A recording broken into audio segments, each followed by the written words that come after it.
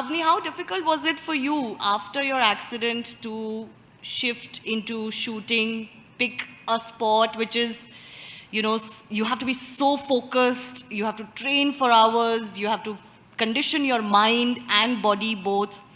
Were you, first of all, interested in sports at all, or was this something you had to direct your life towards? No, not initially. So after the accident and when everything settled down and the reality struck that, but I was like, no, I don't want to give up on everything. So then and my family supported me throughout with it, and then I was bedridden for 6-7 months, and then homeschooled for 2 years. Then my father, he forced me practically to join some sport and, try a few and then see what works. So I tried, mostly I'll say that, I didn't choose or, find shooting. Shooting found me, and then I started pursuing it. Initially, it was like very challenging because I didn't have the physical strength. मुझसे rifle भी नहीं उठती थी, and to be able to hold it for like 1.5 hour and then shooting tens and inner tens, that was very hard. Plus, it is a very detailed sport, like I said. So we had to, research day and night about it because there was not much, information about parachuting as such. There were not specialized parachuting coaches in India at that time. I did because able-bodied athletes, they stand and shoot.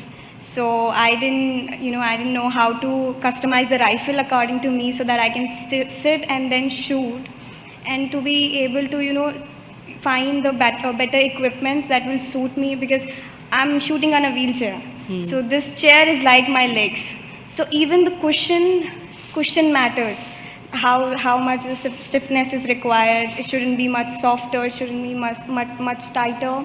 And then I didn't know about my classification according to my disability. We have to find out about that also.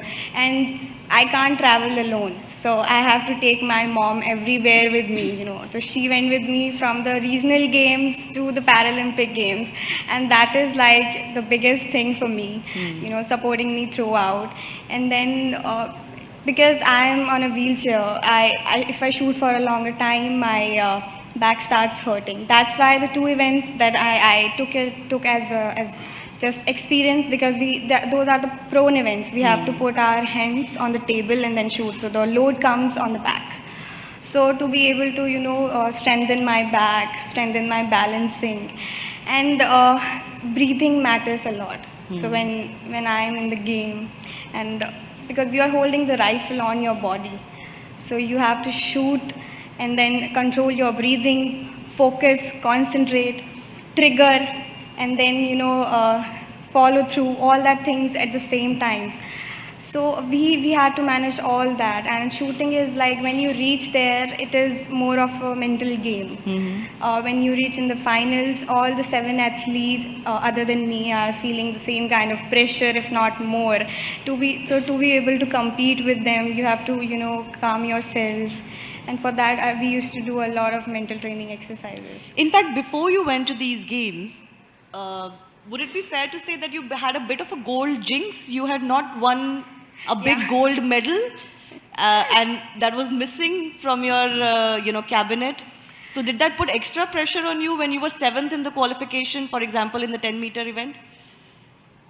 So this is something, I'll tell you a thing. I set a target for myself. So this is my last junior year.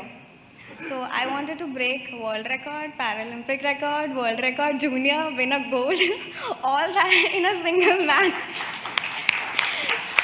And then, everybody said, don't put that much pressure on yourself. It's okay. We are happy with the gold medal only. It doesn't have to be a world record. But I was like, no, I want to do it.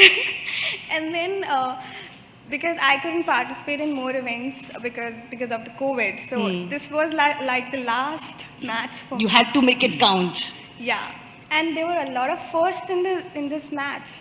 So I won a gold. I broke a world record. I equaled a junior world record. I broke a Paralympic record. And then, uh, winning 2 medals. So the 3P medal was my first medal in that event. Yeah. To be able to win that, and like like Sumit said that in my first event I came 7th in the qualification round, and even though I won a medal, it was not a good score. So everybody said that para sports is so easy, and the scores are so low, and that also they are winning medals. So I wanted to give my best in the next match, and then I shot 1176 in 3P, which is the highest. They didn't even shoot it in the Olympic Indian contingent, and I shot that.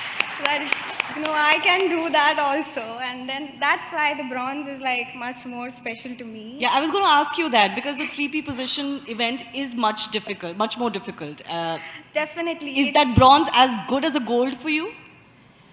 Absolutely, because it is like the double of standing, and I put in so much efforts because R2 is like my main event. It is like very close to my heart, and I started shooting in 2015.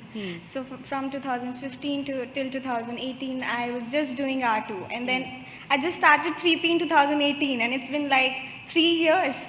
And then to be able to go there and to be able to shoot a world record, and then winning a bronze, and that too my first bronze in 3 years, it took a lot of patience, a lot of hard work, because it's 3 positions, and you've got only 7 minutes to change the position, your wheelchair, your setting, then to shoot trial shots, and then start the match. And it is all in between, and then everybody is running, everybody is doing everything fastly, and still maintaining the calmness. It takes a lot of effort. So I'm Are you happy are you satisfied out of your performance?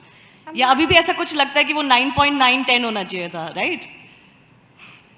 So I'm happy, but not yet satisfied. That's good. There's a very long way to go for me, and I want to, because now, as I said, that parasport is being recognized and everybody's saying, so it's inspiring and motivating me more to do better in the upcoming matches, to be able to win more laurels for the country, and hopefully winning more than 2 medals in the next Paralympic Games.